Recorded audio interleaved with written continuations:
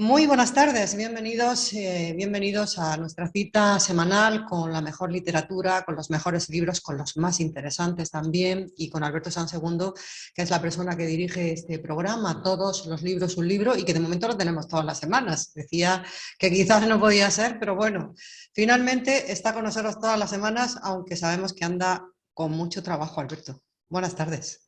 Sí, hola, ¿qué tal? Buenas tardes. Sí, además aprovecho porque este inciso no previsto por tu parte, que para adelantar que dentro de muy poco tiempo voy a tener que rebajar el ritmo, porque el ritmo semanal, de presencia semanal, no doy abasto, tengo mucho trabajo, de manera que va a haber unos meses, ya comentaremos más adelante cuando se concrete todo, unos meses en donde reduciremos la presencia a un programa cada 15 días, para luego, si hay suerte, poder retomar todo más adelante en nuestro ritmo semanal. Fíjate, es que es explicar detalles que parecen obvios por otro lado, ¿no? Pero fíjate que el libro de hoy, que todavía no quiero hablar de él, tiene 700 y pico páginas, ¿no? Claro, hay que leerlo, lo leo naturalmente, pero luego hay que hacer un comentario medianamente digno, ¿no? Y eso lleva mucho tiempo y claro, yo no me dedico a esto, no soy profesional, porque si mi profesión fuera esta, aquello que aprendo o que escribo o a lo que me dedico habitualmente me serviría de refilón para colocarlo, vamos a decirlo así, también en el programa, pero no es el caso, ¿no? Entonces es mucho trabajo. Este primer trimestre, digamos hasta enero, febrero, estoy muy liado profesionalmente y no puedo seguir el ritmo de lectura. Sí que lo sigo, pero de comentario posterior con un mínimo, como digo, de dignidad, es muy complicado, de manera que dentro de unas semanas concretaremos el nuevo calendario del programa, sujeto a cambios en función de cómo vaya siendo mi disponibilidad. Entre tanto vamos a seguir aprovechándonos de tu magisterio y luego, aunque sea con una cadencia mayor o con menor cadencia, pero seguiremos contigo, Alberto. Y bueno, recuerden además que Alberto tiene otro programa en Radio Universidad, todos los libros, no, todos los libros, un libro es este.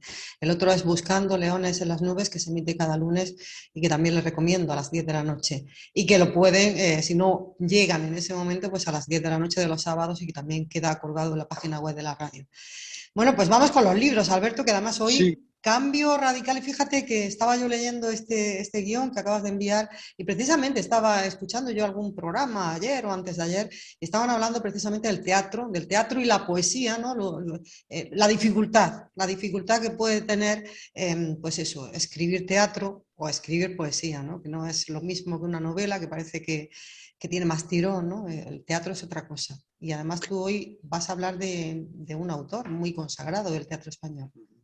Sí, la idea de esta ya es conocida, ya lo hemos hablado aquí otras veces. Mi idea de tocar diferentes géneros, planteamientos librescos, no necesariamente literarios, en el caso de hoy sí literarios, muy distintos, abrirme a enfoques y planteamientos diferentes, es una de las lógicas que guía el programa de Todos los libros, un libro. Tú misma has reseñado algunas veces ese hecho de que tanto hablamos de cine, de historia, de novelas en sentido literal, de poesía. Bueno, hoy he querido pasar a un género novedoso en Todos los libros, un libro. Es la primera vez, creo recordar, que aparece, ¿no? El teatro. Y además a partir de un nombre, como dices, también fundamental en ese ámbito. Un hombre que ha protagonizado, por razones evidentes, ahora lo comentaremos, los suplementos culturales de este pasado fin de semana de todos los periódicos.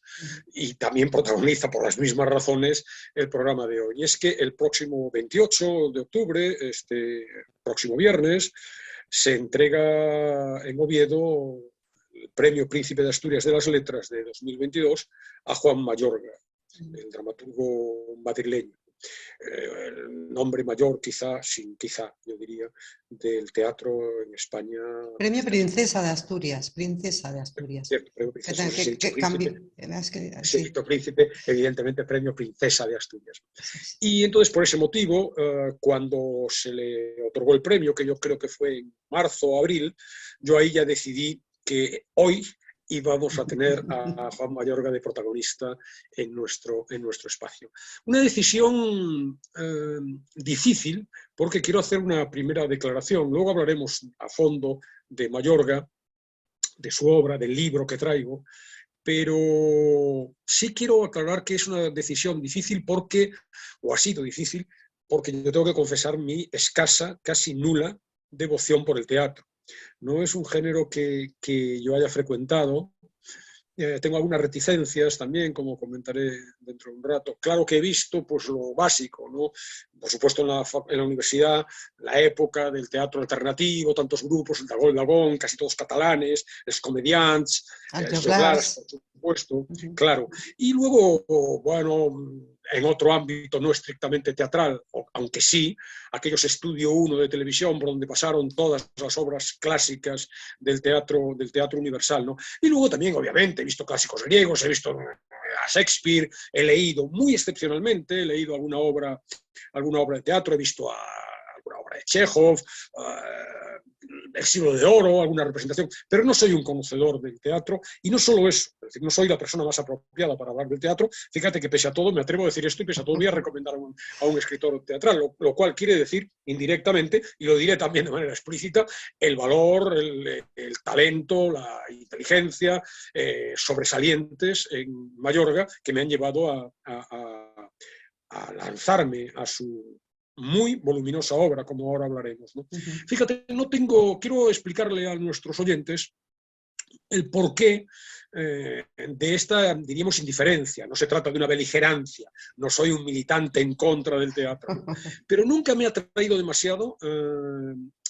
Fíjate que voy con relativa frecuencia, esto también lo saben nuestros oyentes, ¿no?, que nos siguen habitualmente. Voy a Madrid a ver exposiciones, he ido muchísimo a conciertos, por supuesto frecuento librerías, pero muy excepcionalmente he visto obras de teatro en Madrid, ¿no? Y en Madrid y en casi ningún otro sitio. Entonces la razón fundamental es doble. Por un lado diríamos el teatro más convencional, que podríamos llamar quizá teatro burgués. Yo ahí no acabo de creerme la presencia casi siempre impostada de los actores. Siempre me parece la dicción artificiosa, los veo amanerados, con un fingimiento indisimulado, una pose siempre embarada. La mentira, es decir, el que no habla la persona real, para mí siempre muy notoria. Y eso me ha distanciado siempre del teatro, ¿no? Del más experimental, que tuvo en mí una época de auge en aquellos años de la facultad, años en los que por definición un chaval de 17, 18 años es bueno, más de vanguardia. Más combativo. Claro, más acorde con esas propuestas distintas, experimentales, etc. En ese teatro ahora ya no acabo de creerme tampoco esa austeridad, ese despojamiento que parece metafísico y lleno de significaciones ocultas.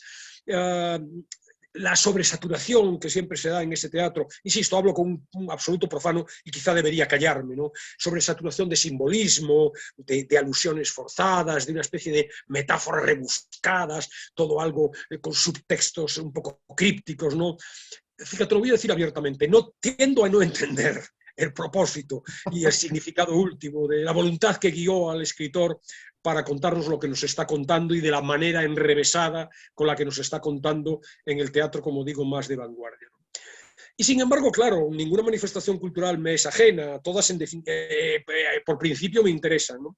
Y ha sido el gozoso desencadenante de la entrega del premio Princesa de Asturias a Mayorga lo que me ha llevado, gozoso porque para él, evidentemente, el haber obtenido el premio, pero para todos sus lectores y en particular para mí, porque me ha abierto a su literatura, ¿no?, que no conocía, y el descubrimiento ha sido sobresaliente, magnífico, estoy entusiasmado, he leído de la mayor parte, ahora diré exactamente, entraré en detalles, la mayor parte de las obras que recopila el libro que hoy presento, las he leído con entusiasmo, ¿no? Por lo tanto, me considero muy modestamente autorizado para, pese a ese desafecto al género que he tenido toda mi vida, poder recomendar a nuestros lectores este magnífico Juan Mayorga, y voluminoso libro, ¿no? Voluminoso, 700 y pico páginas. Qué bonita Mayorga, la portada, qué bonita es la teatro, portada. Sí, ahora hablaré del ilustrador. Teatro 1989-2014. Las fechas son significativas porque tenemos ahí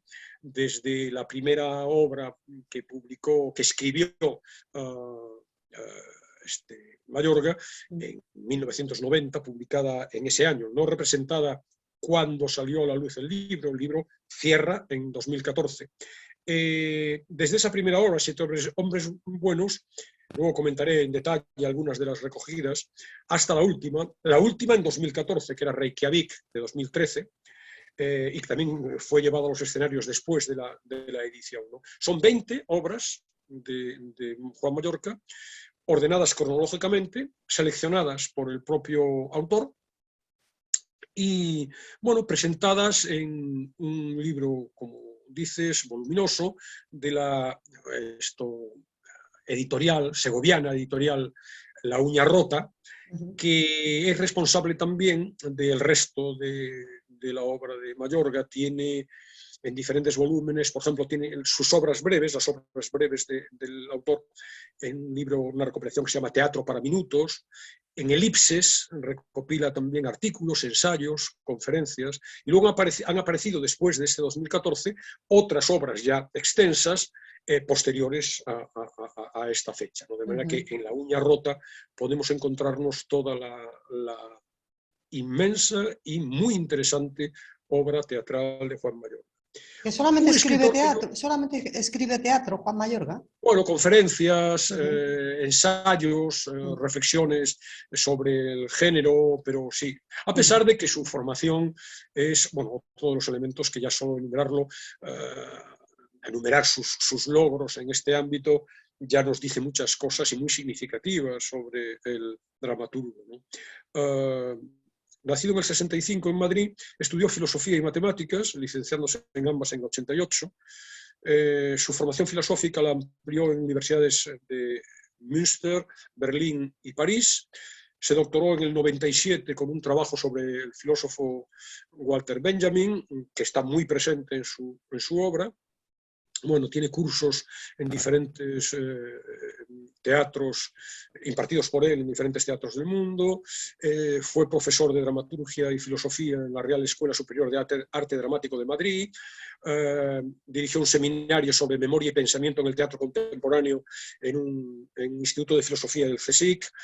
Ha sido profesor de instituto de diversas universidades. Dirige actualmente el Teatro de la Abadía y el Corral de Comedias de Alcalá de Henares. Es director de la Cátedra de Artes Escénicas y del Máster de Creación Teatral de la Universidad Carlos III, fundó diferentes, aunando este extraordinario pozo teórico con una dimensión práctica, fundó diversos grupos teatrales, El Astillero, La Loca de la Casa, colaborador asiduo del que quizá es más conocido, tiene más repercusión pública, que es Animalario, ha estado muy presente en los medios de comunicación por su repercusión en diferentes entregas de premios, etc., aparte de sus obras, claro. Es miembro de la Real Academia Española desde el año 2019.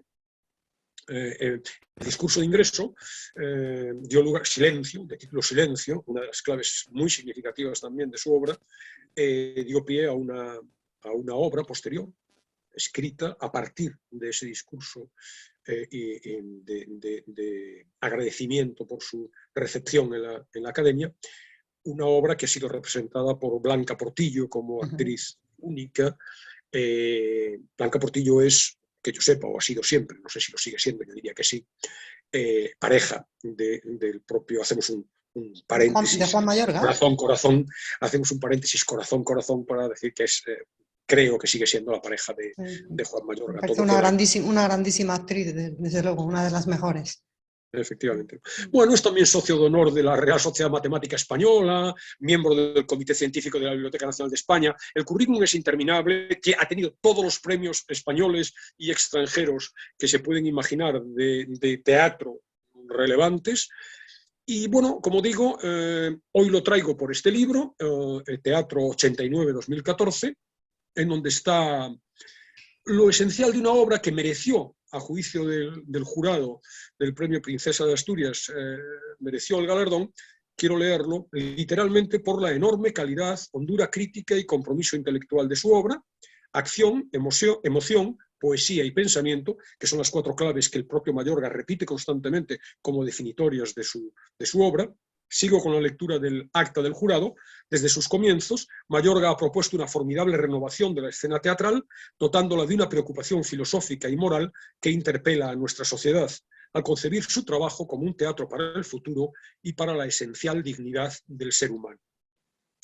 El libro aparece con un prólogo interesante de Claire Spooner, que es doctora en Filología Hispánica por la Universidad de Toulouse y en Filosofía y Letras por la Universidad Autónoma de Barcelona, profesora de Lengua y Literatura Española en el Liceo Francés de Barcelona y especialista en el teatro de Mallorca.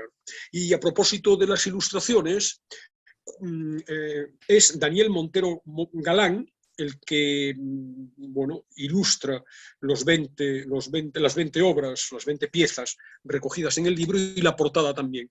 La portada es, el colorido de la portada es muy llamativo. En el interior del libro las ilustraciones carecen de color, son solamente en blanco y negro, y siendo interesantes pierden algo, son algo más discretas en blanco y negro. Aparte de las 20 obras teatrales ordenadas cronológicamente, hasta 2014, como digo, hay una especie de epílogo, un cierre de la obra, un texto también esencial que es Mi padre lee en voz alta, que es una especie de ensayo muy breve, autobiográfico, en donde cuenta Mayorga el origen de su vocación literaria y, bueno, apunta además a uno de los ejes, ahora veremos, uno de los ejes de algunas, de bastantes de sus obras, que es la preocupación por el mundo educativo, ¿no? En el caso concreto de esa especie de epílogo, la idea de la lectura, la importancia del fomento de la lectura en nuestros jóvenes, en los institutos, en los centros de enseñanza. Entonces, bueno, estamos ante un libro. Fíjate que no estamos hablando ya ni siquiera de ir al teatro, estamos hablando de leer teatro, que es algo árido, no es algo insólito. muy árido, muy árido. Claro, bueno, y muy distinto, además, no es lo acostumbrado, ¿no? Entonces yo me atrevo de entrada, ya lo he dicho, lo vuelvo a recalcar ahora y lo diré alguna vez más a lo largo del comentario, me atrevo a invitar entusiasmado, ilusionado a los oyentes, porque seguro que se van a encontrar con infinidad de ideas, de aspectos muy, muy atractivos que no se dejen disuadir por una, como dices, una cierta quizá aridez del género, no ya representado, sino leído. En el libro está todo, o lo que yo, desde mi modestia de profano, bueno, lector de teatro, todo lo que me parece que representa la obra completa del escritor, ¿no? Tenemos desde piezas de temáticas abstractas, filosóficas, más oscuras conceptualmente. Las primeras, al principio del libro, a mí me resultaron un poco más difíciles. Yo soy muy perseverante y, por lo tanto, me las he leído las 20. He visto alguna en internet, he escuchado el discurso de recepción de la Real Academia Española de la Lengua, he leído entrevistas. Pero bueno, luego hay también, junto a estas, otras obras más con enfoques más accesibles, obras que aluden a asuntos actuales, la inmigración, la pederastia, las relaciones de pareja, y también a asuntos más filosóficos, más intemporales, ¿no? Hay en ellas, en las obras recopiladas, drama, también, más excepcionalmente, pero también hay comedia, hay textos abiertamente políticos, y otros en los que la preocupación social, las denuncias frente a la violencia y las injusticias, que son un eje temático esencial en Mallorca, se presentan algo más larvadas, de un modo más tangencial, ¿no? Hay obras basadas en hechos y en personajes reales, unas cuantas, y otras, por el contrario, que se desenvuelven en escenarios y con protagonistas que son claramente ficticios, ¿no? Entonces, bueno, hay, tras la lectura del libro, la presencia de un autor muy singular, muy inteligente, muy lúcido, que, bueno, lleva al lector, al menos a mí, a una lectura muy estimulante, muy sugerente, muy apasionante, y tiene más valor, creo, estas afirmaciones, cuando tengo que confesar también que empecé el libro con muchísimas prevenciones, e incluso leyendo las primeras obras, no digo que se acentuaran, pero no se eliminaban estas prevenciones, estas objeciones, ¿no? Sin embargo, muy pronto, el interés, la brillantez de las obras me llevaron a perseverar muchas horas. He pasado muchas horas en contacto con el teatro de Mallorca y, por supuesto, no han sido horas desaprovechadas, muy al contrario. Entonces, bueno, mi idea Son 20 obras, ¿no? Me comentas, 20 claro, obras. sí, bueno, 20 obras. Yo querría comentar así por encima lo que a mi juicio me parecen los ejes básicos, para de esa manera quizá poder estimular a un potencial lector en el acercamiento al libro. Y luego sí comentar también por encima algunas de ellas que han tenido repercusión pública, unas más, otras menos, algunas muy, muy notable. Hacer algún ligero comentario sobre, bueno, en qué consisten las obras. De manera que la primera idea relevante son esas 4 palabras que él repite, lo dice en el discurso de aparición, de su primera aparición en la academia, las 4 palabras que tengo escritas en un papelote en el lugar de mi casa donde trabajo: acción, emoción, poesía y pensamiento. Por tanto, es obvio, esto se lo va a encontrar el lector cuando entre en las obras, en las piezas teatrales. Luego hay otra idea muy interesante que es la búsqueda obsesiva de la verdad. Y eso lo resalta Claire Spooner en su preámbulo, el hilo conductor que ve en la obra de Mayorga, que además lo ve también en su vida. Puede ser visto como una línea de vida. La búsqueda obsesiva de la verdad. Otra cosa que llama la atención, porque lo confiesa en entrevistas, incluso a lo mejor creo recordar, no me acuerdo muy bien, en alguna acotación a las obras, la idea de la reelaboración permanente. Nunca está satisfecho cada obra, incluso una vez publicada, y por tanto ya tenemos, diríamos, el texto canónico. Ese texto canónico no sirve. ¿Por qué? Porque con posterioridad hay versiones nuevas por él, reescrituras, reelaboraciones. Además, yo creo que hay, evidentemente, un exagerado afán de perfeccionismo, pero también hay una voluntad de despojamiento, porque la reelaboración no es para añadir, sino para quitar. pulir, para quitar. Entonces, hay una voluntad, parece, de depuración de los textos, de darles una mayor, fíjate, abstracción, intemporalidad, hacerlos, diríamos, más universales. Y por cierto, esto no lo he dicho, dentro de la trayectoria de Mayorga está una dimensión internacional también extraordinaria, con traducciones a infinidad de países, con premios en infinidad de países, y en el caso concreto de una de sus obras, la más conocida quizá, El chico de la fila de atrás, con una versión cinematográfica. Hay una película En la casa, del director francés François Ozon, que ganó la Concha de Plata en San Sebastián en 2012, que amplió las perspectivas de Mayorga más allá de los límites de nuestro país. Entonces, bueno, esta idea de la universalización, de depurar los textos para que todos, cuáles sean nuestras coordenadas vitales, podamos acceder a ellos y encontrar en ellos elementos valiosos, elementos que nos toquen, ¿no? Por definir, casi diríamos con adjetivos, ¿no? El teatro de Mayorga es un teatro ideológico, claramente. Denuncia las maniobras del poder, como decíamos, la violencia de las sociedades, las estrategias del dominio y de la manipulación. Es un teatro comprometido, crítico, experimental, incómodo a veces, incómodo en todos los sentidos. A veces cuesta su lectura, en algunos casos, pero incómodo también en el sentido de que provoca, que cuestiona. Dice el propio Mayorga, si el teatro no es capaz de desestabilizar de algún modo las convicciones del espectador, si no es capaz de ponerle ante buenas preguntas, está siendo irrelevante. De manera que es un teatro que nos provoca, nos enfrenta a las grandes cuestiones de la existencia. Es un teatro de búsqueda, de búsqueda no complaciente, de búsqueda del conflicto, que se atreve a buscar y encarar el conflicto. Es un teatro intelectual, especulativo, reflexivo, muy culto, con infinidad de referencias explícitas en algunos casos y escondidas en otros, todos los clásicos griegos, o sea, todos los clásicos del teatro, Shakespeare, Calderón, Strindberg, Chekhov, Beckett, Benjamin, por supuesto, pero también fuera del teatro, las matemáticas, la filosofía, sus dos disciplinas en las que se formó, ¿no? Un teatro, como digo, independiente, reivindica la libertad frente al poder, que habla de la historia, habla de la memoria, muy actual en ese sentido, el conflicto entre lo individual y lo colectivo, un teatro histórico que nos pone ante determinadas situaciones de la historia con una lectura actualizada, fundamentalmente dos, la Guerra Civil Española y las guerras mundiales, el nazismo en general está muy presente. Un teatro, como digo, a veces denso, a veces complejo, abstruso en ocasiones, no digo inaccesible, pero de difícil acceso, con metáforas bueno, importantes, pero que no siempre son fácilmente inteligibles, no están al alcance de cualquier lector, a veces se te escapa.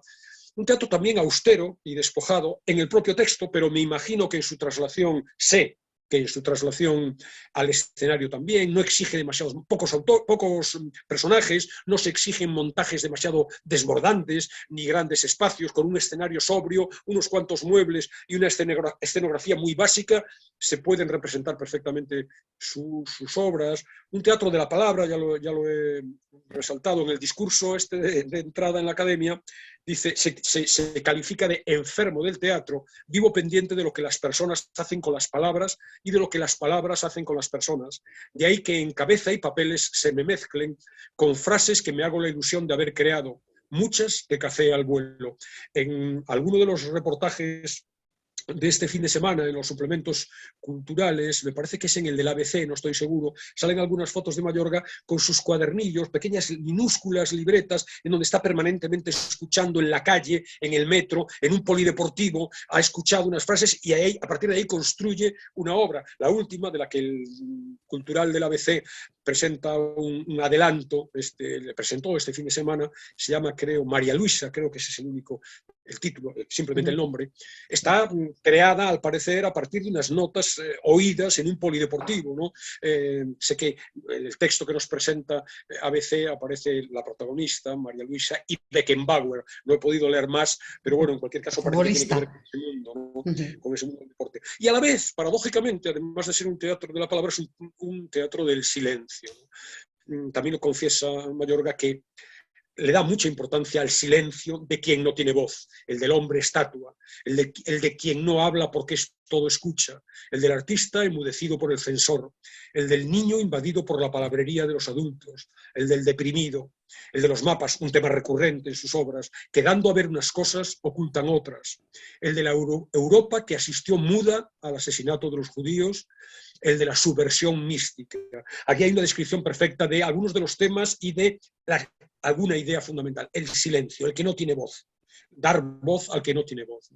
De manera que, bueno, cualquiera de estos ejes, cualquiera de estos elementos, aflora constantemente mientras uno va leyendo, con tranquilidad, obviamente, con un periodo de tiempo dilatado. He hablado de, no me acuerdo cuándo se publicó el premio, creo que fue marzo o abril. Desde ahí, con regularidad, yo he ido leyendo las 20 obras que aparecen, las 20 obras y el epílogo, estupendo. Con el epílogo estoy pensando, todavía no lo tengo decidido, hacer probablemente mi padre lee en voz alta, hacer un programa de Buscando Leones en las Nubes con ese texto y todavía por decidir las canciones, ¿no?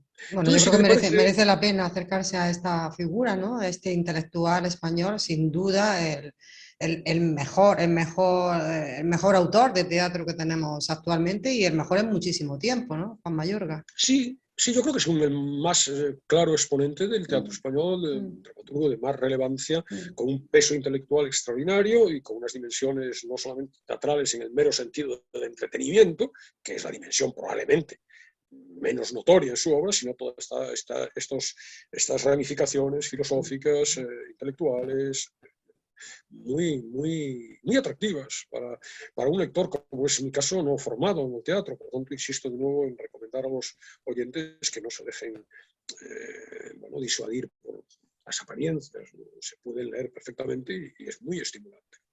Entonces, bueno, si te parece, mi idea era plantear un breve comentario de algunas de las obras, no sin antes, a propósito de esto que dices, que te parece interesante el hacer el programa de Buscando Leones en las Nubes, volver a subrayar la dificultad que tiene seguir un ritmo del tiempo, del trabajo que uno tiene, encontrar tiempo para sacar adelante los programas. No quiero presentarme como lastimero, como víctima, pero que se entienda que cuesta y por lo tanto no siempre hay tiempo para... Y me da pena porque realmente, y cierro ya el comentario acerca de la posible modificación de calendario en el programa, me da pena porque me apetece comparecer todas las semanas aquí con los oyentes, transmitiendo la pasión y la ilusión y el entusiasmo que me despiertan determinados libros. Bueno, lo haremos con menos regularidad, pero espero seguir siendo capaz de transmitirlo. Entonces te decía, por ejemplo, la primera obra, Siete hombres buenos, se publicó en el año 90 y creo que se estrenó ya después de la publicación del libro, en 2020. Se presentan y la enumeración de temas y la enumeración de, diríamos, de argumentos en las diferentes obras es indicativa de la amplia universo en el que se desenvuelve Mayorga. Tenemos algunos miembros del gobierno republicano español en el exilio, son personajes ficticios, no tienen un correlato real, en otras obras sí que lo hay, ese correlato, que penan su extrañamiento en México, alimentando la ilusión del derrocamiento del dictador. 30 años después de la guerra, allí siguen, y ese gobierno en el exilio inoperante, ni siquiera testimonial, naufraga en un mar de burocracia, se reparten cargos meramente nominales, tienen incluso un embajador en Suazilandia, por poner un ejemplo de la absurdez de la situación en la que viven, de su existencia irrelevante. Se multiplican reuniones formales, ineficaces, y bueno, en las que lo que notamos es una nostalgia exponente de ese contra Franco vivíamos mejor, y además la frustración muy triste, muy melancólica, asociada al tiempo que pasa. Pero por el medio, lo que vemos también es que afloran los intereses egoístas, los celos, los conflictos internos, las rencillas ancestrales, las acusaciones varias que vienen de atrás, y que nos permiten, bueno, pues ponernos en la situación en ese clima de conflicto que vivió la República y que precipitó la guerra civil. Más ceniza, que es la segunda obra que aparece, son 3 parejas en un único espacio, y están simultáneamente, se desenvuelven las 3 parejas y hablan en el mismo espacio, a pesar de que cada una está en un territorio diferente, realmente, pero allí aparecen. Se mueven en ese ámbito sin percibir la presencia de las otras parejas, y son 3 hombres, la víctima, el verdugo y el inductor de un crimen, el asesinato del presidente de un país que no se nombra, y sus 3 parejas, sus 3 mujeres. Los encontramos a los 6 en las horas previas al asesinato del presidente de ese país.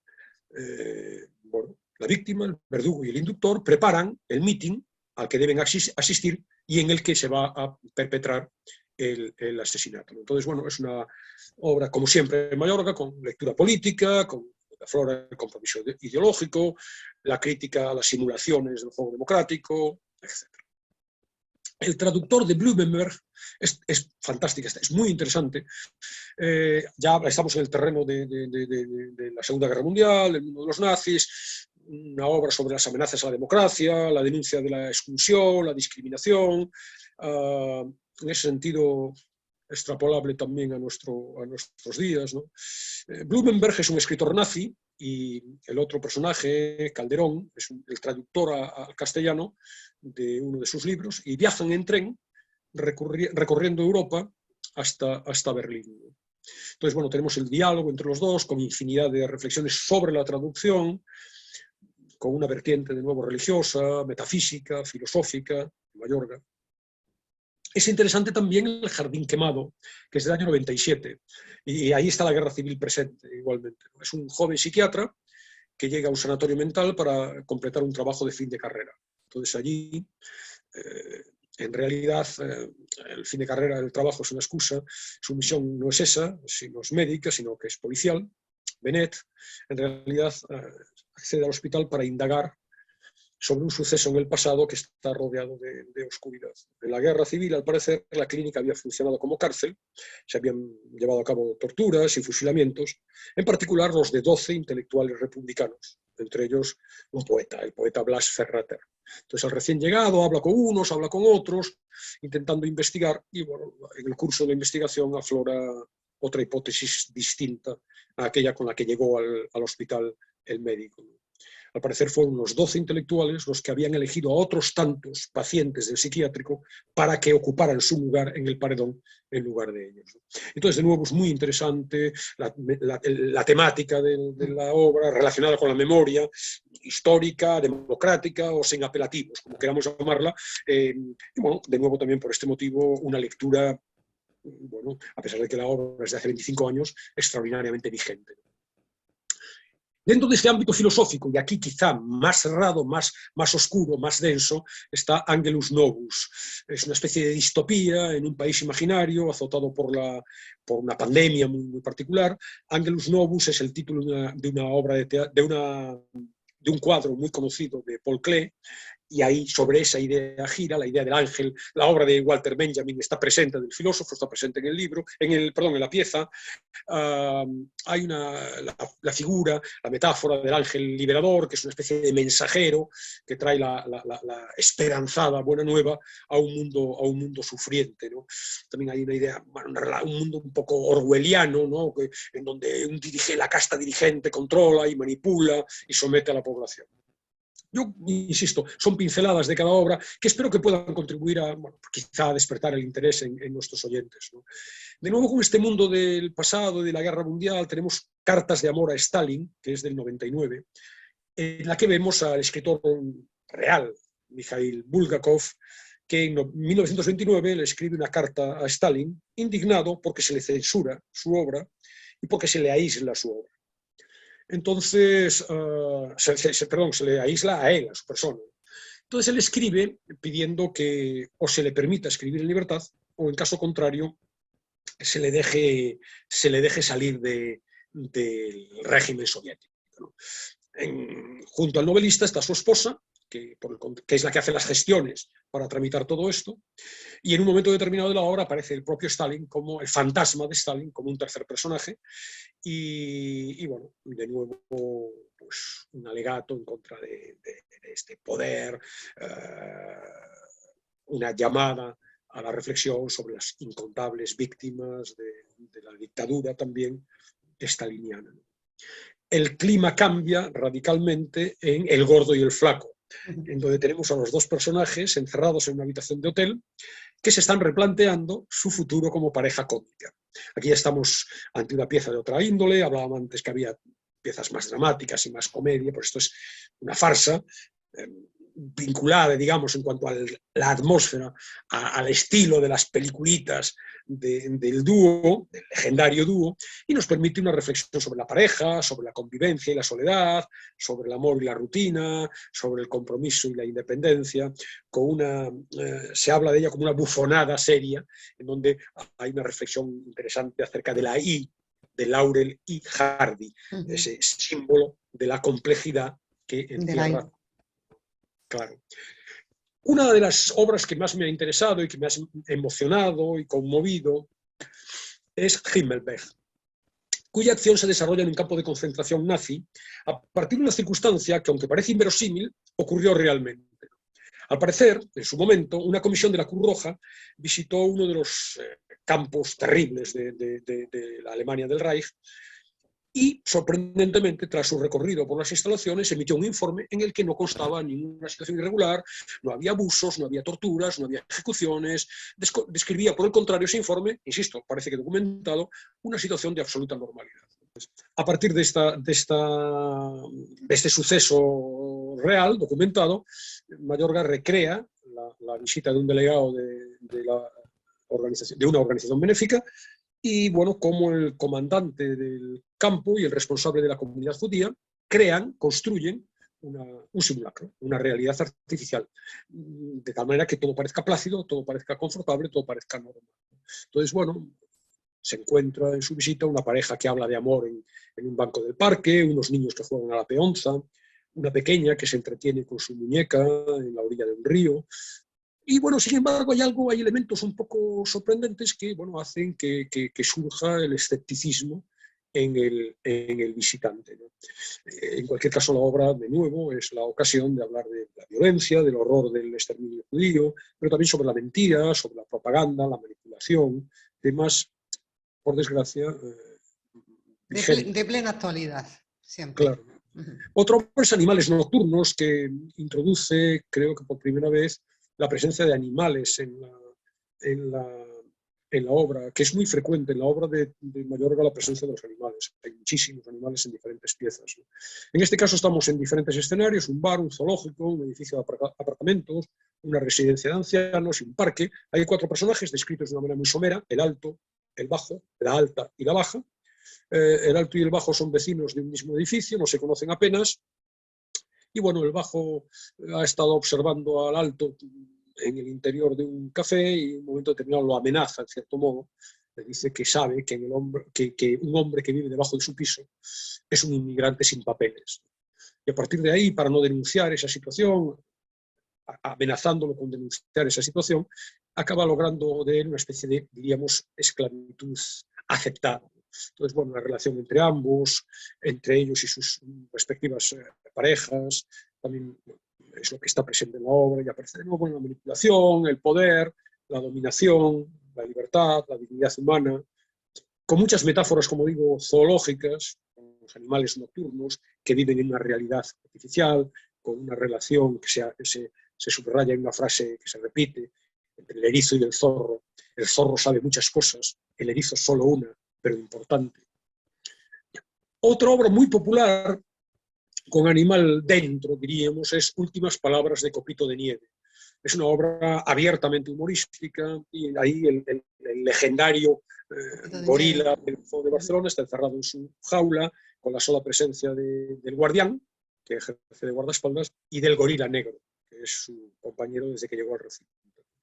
Y bueno, al borde de la muerte, Copito se despide del mundo con un discurso final en el que habla, por un lado, en un terreno más prosaico, de Chulín, el oso panda madrileño, su rival en el protagonismo mediático, pero a la vez reflexiona sobre si existe Dios, filosofa sobre la muerte a partir de su lectura de Montaigne, bueno, y se explaya en cuestiones metafísicas y filosóficas, se queja y confiesa que odia al público que venía a verlo. La verdad es esta: nunca os he querido, dice. Y bueno, hay guiños al enfrentamiento entre Barcelona y Madrid, menciones a la inmigración, a la moderna psicopedagogía, a la hipocresía de los políticos, y aparece Guantánamo, y aparece Sinatra, y mayo del 68, e incluso la muerte de Franco. Hamelin es un texto sobre la pederastia y la corrupción infantil. También metateatral, con muchas reflexiones acerca del teatro, que es otra de las ideas presentes en la mayor parte de las obras de Mayorga. El chico de la última fila, que comentaba, es quizá la más conocida, la más representada y difundida en todo el mundo, con la película de François Ozon, como digo, que ganó la Concha de... Perdón, dije de plata, ganó la Concha de Oro en 2012 en San Sebastián, que yo vi en su momento, no tengo tiempo para volver a verla ahora. Es un chico, el protagonista, el chico de la última fila, es Claudio, un estudiante de 17 años, que no es conflictivo, pero sí se manifiesta en clase absolutamente al margen de lo que pasa en el aula. Germán, su profesor de literatura, cuando corrige la redacción que ha hecho Claudio, una redacción que le había mandado a todos sus alumnos, aprecia en la obra de escrito del chico cierto talento literario. Y por tanto, bueno, lo incentiva para que siga escribiendo. Tenemos varios planos en la obra, cómo el chico ayuda a su amigo Rafa en sus tareas de matemáticas, que es la única asignatura que le atrae.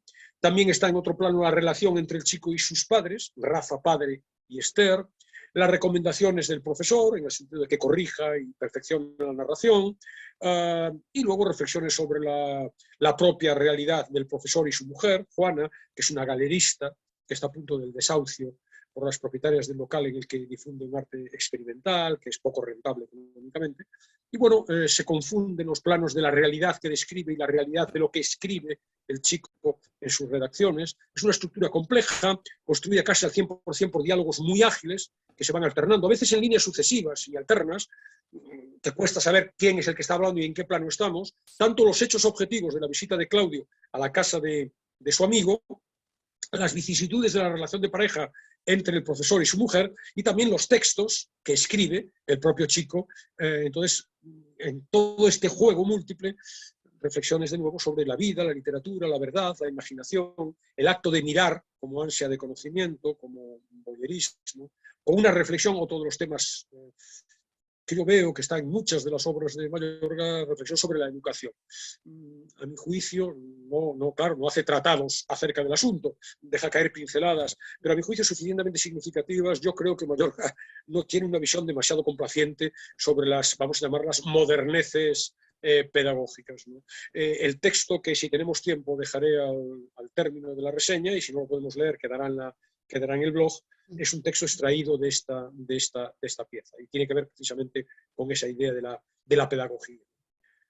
Una obra estupenda, que además ha estado en los medios de comunicación hace un par de años, o menos incluso, porque se representó una vez más en los escenarios con Carmen Machi de protagonista. Qué buena es Carmen Machi también, buenas Claro, actrices. principal, es La tortuga de Darwin. Y hay de nuevo una aparición más de animales en el catálogo del dramaturgo. Una noche, cuando el profesor, así se lo llama, trabajaba en su despacho, rodeado de libros y documentos, su mujer, Betty, que tiene una presencia en la pieza casi testimonial, aunque muy significativa, porque Mayorga subraya cómo está condenada a ser una especie de esclava abnegada de su marido ensimismado en su obra. La mujer le anuncia la visita de una extraña anciana. Harriet Robinson quiere hablar con el autor de la historia de la Europa contemporánea.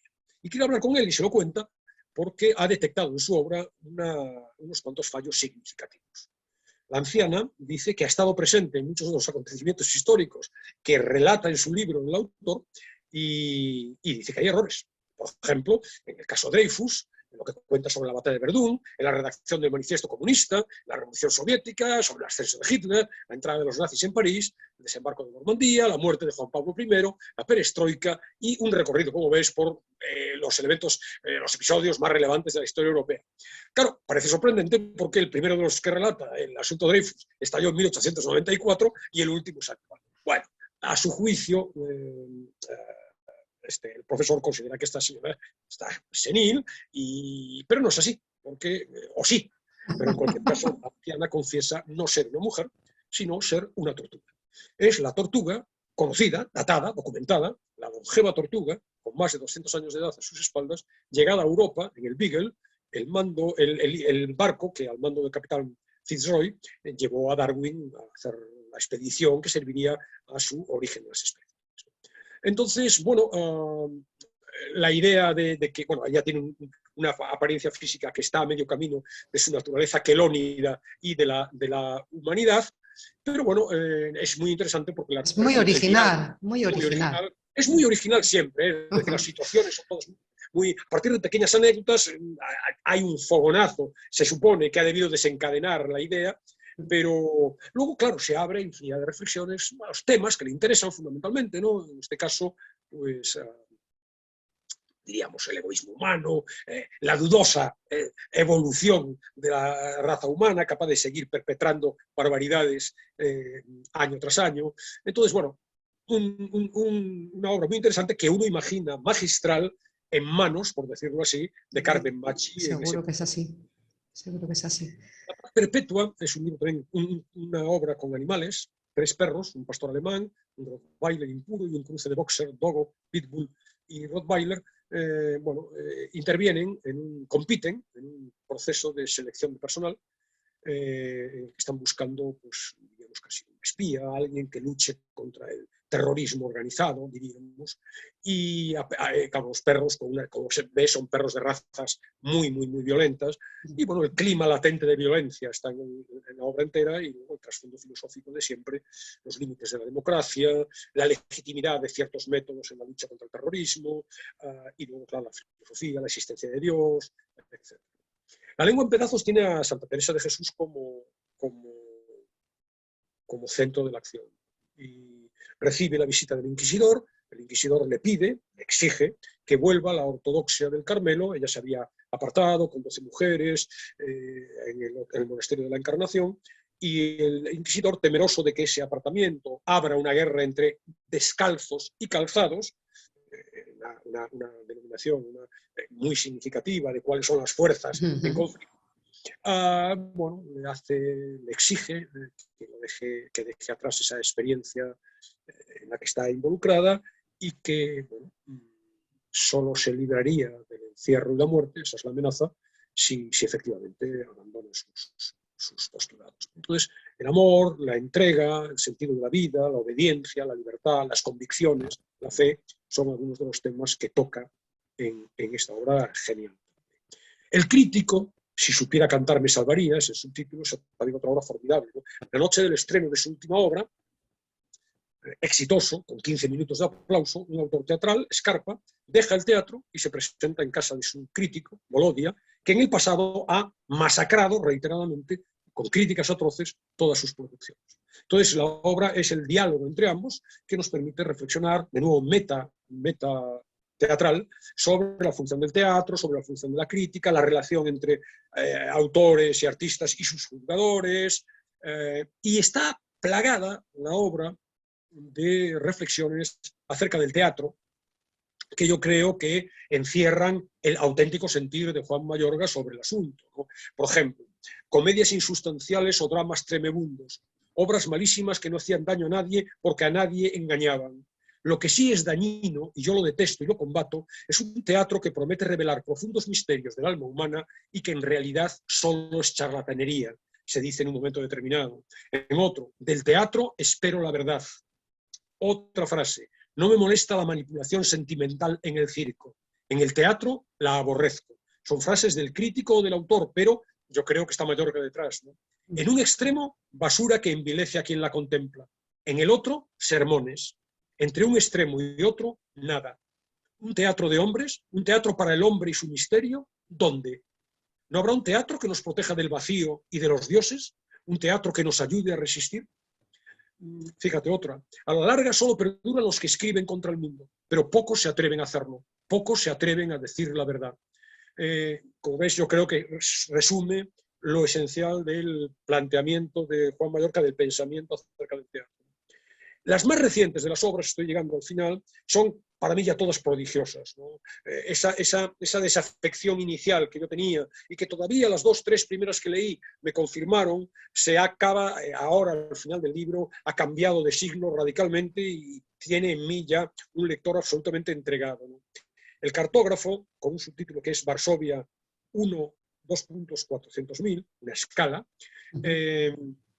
se basa en una experiencia personal de Juan Mayorga, visitó, al parecer, Varsovia y en ella, en esa ciudad, una exposición fotográfica sobre el gueto judío, en donde aparecía, en el lugar en el que se había tomado cada foto, aparecía perfectamente ubicada en el mapa. Cuando él sale de la exposición y se dedica a pasear por la ciudad intentando encontrar el resultado, es decir, encontrar las cruces, por decirlo así, de los lugares que aparecían reflejados, se encuentra con que no hay nada de ello, todos los espacios, las personas por supuesto, pero los espacios habían sido borrados de la historia. Entonces tenemos 2 planos en la obra, por un lado Raúl, un diplomático español que trabaja en la embajada española en Polonia, y su mujer, Blanca, que repite el itinerario que al parecer hizo Mayorga en su momento, y en paralelo está la historia de un anciano, el cartógrafo del gueto, de los mapas, que con su ayuda de su pequeña nieta intenta dibujar el mapa de la inmensa cárcel, el gueto, que condenaba al encierro a 400.000 almas. De ahí la escala 1-400.000. También, bueno, por cierto, ahí está todo, memoria histórica, justicia, revisión del pasado, etc. Y los mapas. Hay una profesora salmantina, yo he visto por ahí alguna publicación de ella, yo no la conocía, Zoe Martín Lago, que tiene una monografía, un estudio monográfico sobre el elemento simbólico del mapa en Juan Mayorga. Sí, porque esta chica estudió filosofía, creo, de Martín Lago, y está también muy vinculada al mundo del teatro, aquí en Salamanca. No sé si es una tesis doctoral o un artículo, he leído algo de ese trabajo sobre los mapas.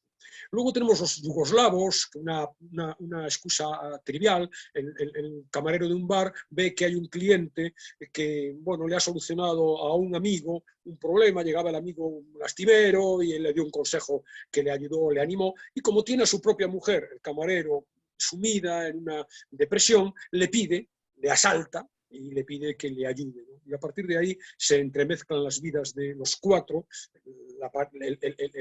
el parroquiano del café y su mujer, y el camarero y la suya, y de nuevo tenemos temas generales, universales, la soledad y la incomunicación de los habitantes de las grandes ciudades, el ansia de vivir otras vidas, de vivir la búsqueda de otros mundos que dejen atrás nuestras rutinas, ¿no? Los yugoslavos es otro bar, una cafetería, en donde al parecer esa promesa de felicidad, esa otra existencia distinta, se vislumbra o puede conseguirse.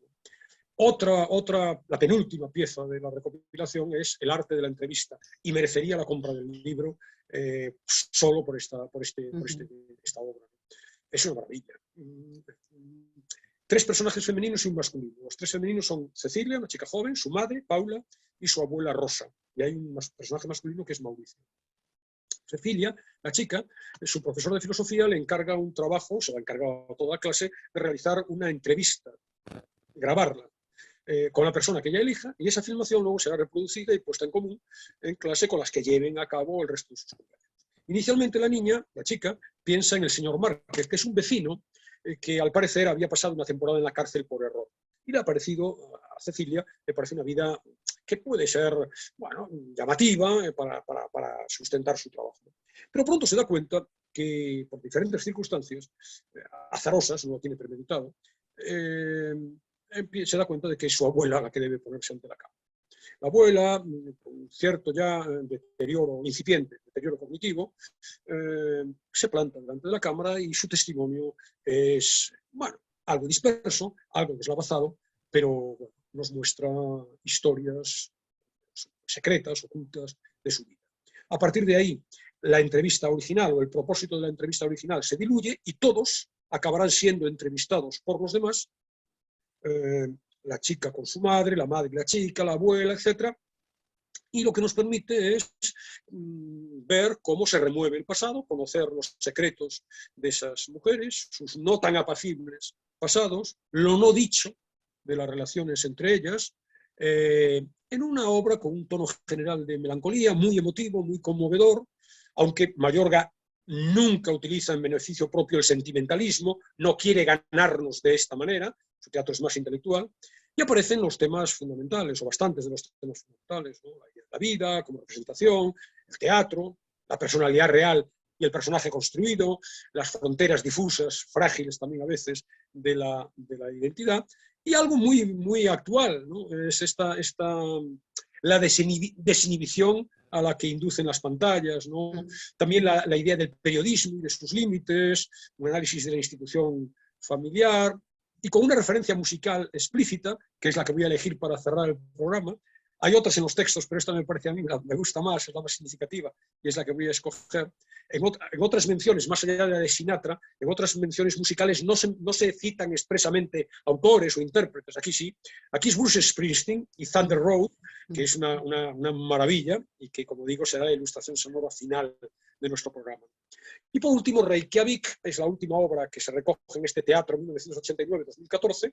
2 hombres, Waterloo y Bailén, que son 2 nombres de sonoras derrotas napoleónicas, juegan al ajedrez en un parque ante la mirada atenta y un poco perpleja de un chaval, un muchacho, que al pasar por un lugar mueve una de las piezas. Y este movimiento impremeditado desencadena la acción, que es una partida interminable que se desarrolla entre el presente de la función y el pasado de 1972, un pasado muy vinculado a mi vida en la anécdota que nos va a contar. En 1972, en Reykjavik, que era el título de la obra, Spassky y Fischer se disputarán el trono mundial del ajedrez, con todas las connotaciones, ¿no? Spassky, el poder soviético, y Fischer, bueno, la representación de Estados Unidos en ese sentido.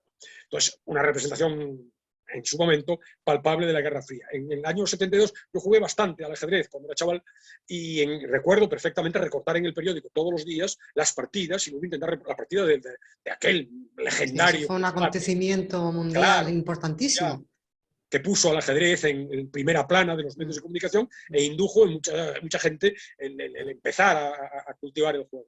Entonces es una obra que habla sobre el ajedrez, claro, pero también indirectamente sobre la educación, sobre el teatro, pero también, de nuevo, con los grandes universales, ¿no? La guerra, los sueños y el fracaso, la normalidad y la diferencia. Sabes que Fischer era este personaje excéntrico, afectado por una enfermedad mental, bueno, también la idea del éxito conformista y el destierro ejemplar, que se aísla del éxito voluntariamente, la idea de la inteligencia y la locura, el genio creador, Fischer, y por otro lado Spassky, el orden, metódico, democratizado, etc. De manera que una obra, a mi juicio, también magistral. Y por último, ya no obra de teatro, sino este colofón del que hablaba hace un rato, el epílogo, se titula así, a modo de epílogo, mi padre lee en voz alta, que, como decía, en él Mayorga defiende la necesidad de la lectura, de los libros, sobre todo de los textos teatrales, en las escuelas. Es una evocación de la infancia, marcada por la presencia de los libros en la biblioteca paterna y, efectivamente, como dice el título, en la lectura en alta voz de algunas obras que marcaron la vida entera. Y luego Tendría que volver el teatro a las escuelas. Yo creo que no está en las escuelas. Y yo me recuerdo en la escuela y el teatro ya desde temprana edad que sí, que había esa voluntad, ¿no? De los profesores y otra manera también de enseñar. Y el teatro siempre formó parte del currículum en la escuela. Y yo creo que ahora ya no se hace. claro, fíjate que con respecto al teatro, todos, y aún se sigue haciendo, ¿no? Pero quizá entonces era más llamativo, era más frecuente, ¿no? Todos participábamos en aquellas obras de fin de curso, ¿no? ¿Quién de mi generación, algunas posteriores, no ha intervenido? Bueno, eran cosas de todo tipo, ¿no? Había cosas más sesudas, pero también había las típicas de Miura y Jardiel Poncela, que todos hacían, ¿no? Buenos ratos. Ahora sigue haciéndose representaciones teatrales menores. Yo me quedo con la idea de la lectura, no solamente la lectura del teatro, sino la lectura en general y la lectura en altavoz. Yo sé con certeza que hay institutos en donde se lee en altavoz, ¿no? Fíjate que los estudios sobre la implantación, diríamos, de la lectura entre los jóvenes nos hablan del efecto del ejemplo. Es fundamental. Si en tu entorno no se lee, es muy difícil que tú puedas, bueno, puede ser, pero es más difícil, ¿no? Entonces, la ejemplaridad en casa, si nuestros hijos no nos ven leyendo, es más difícil que se acerquen a la lectura. Pero la ejemplaridad en el ámbito escolar, los profesores tenemos que leer y leer en alta voz. Ahora ya hay experiencias, bueno, las normas educativas hablan incluyen los planes de fomento y atención a la lectura en los centros de enseñanza. Y dentro de ellos, muchos centros hacen distintas iniciativas, por hablar del instituto en el que yo trabajo, en donde hay un día en donde se lee a una determinada hora, en todas las clases, se leen 5 o 10 minutos en alta voz. En voz alta. Claro, es En voz fundamental. alta. A mí me parece una experiencia fundamental. Bueno, como por eso también la radio hay que también reivindicar, ¿no? La radio y la labor que hace la radio precisamente para aprender a escuchar, ¿no? Y es que se aprende mucho escuchando también.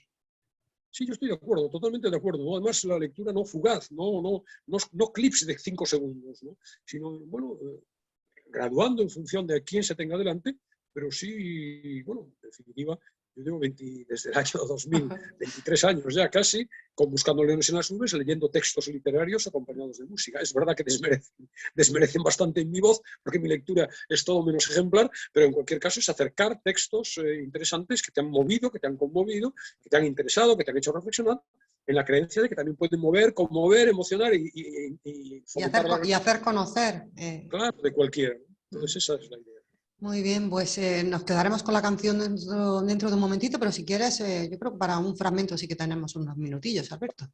Pues entonces, con respecto al fragmento, quiero señalar que voy a leerlo tal y como aparece en el texto y por lo tanto aparece con acotaciones. Es decir, en el teatro las acotaciones, sabes que son esas notas, esos comentarios, de naturaleza descriptiva, coge el vaso, se acerca a la puerta, etc. Por lo tanto, voy a leer el texto literal y por lo tanto tendré que hacer esas acotaciones. Vale. Es un texto, como digo, del chico de la última fila, y bueno, que yo creo que de una manera explícita, pero si no se ve de manera explícita, al menos de manera tangencial, sí que está la crítica al estado de la educación.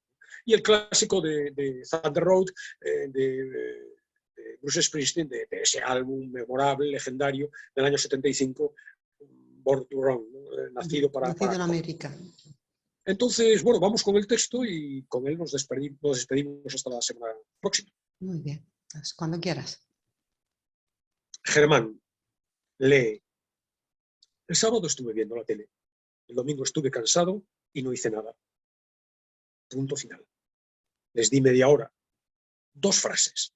48 horas en la vida de un tío de 17 años. El sábado, tele. El domingo, nada. Pone un 0 en el folio y se lo da a Juana.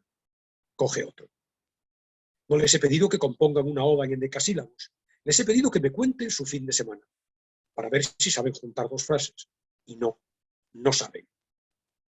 Lee. Los domingos no me gustan. Los sábados sí que me gustan. Pero este sábado mi padre no me dejó salir y me quitó el móvil. Pone en el folio un gran 0 y lo deja en el montón de la derecha. Intenté explicarles la noción de punto de vista. Pero hablar a estos de punto de vista es como hablar a un chimpancé de mecánica cuántica. Les leo el comienzo de Moby Dick. Se supone que todos saben de qué hablo, que han visto la película. Les explico que la historia la cuenta un marinero. Pregunto, ¿y si lo hubiera contado otro personaje? Por ejemplo, el capitán Ahab. Me miran asustados, como si se hubiera planteado el enigma de la esfinge. Bueno, me vais a hacer una redacción contándome lo que habéis hecho este fin de semana. Tenéis media hora. Y me entregan esto. ¿Qué fatalidad me condujo a este trabajo? ¿Hay algo más triste que enseñar literatura en bachillerato? Elegí esta profesión pensando que viviría en contacto con los grandes libros. Solo estoy en contacto con el horror. Y lo peor no es enfrentarse día a día con la ignorancia más atroz. Lo peor es imaginar el día de mañana. Esos chicos son el futuro. ¿Quién puede conocerlos y no hundirse en la desesperación? Los catastrofistas pronostican la invasión de los bárbaros. Y yo digo, ya están aquí. Los bárbaros ya están aquí, en nuestras aulas.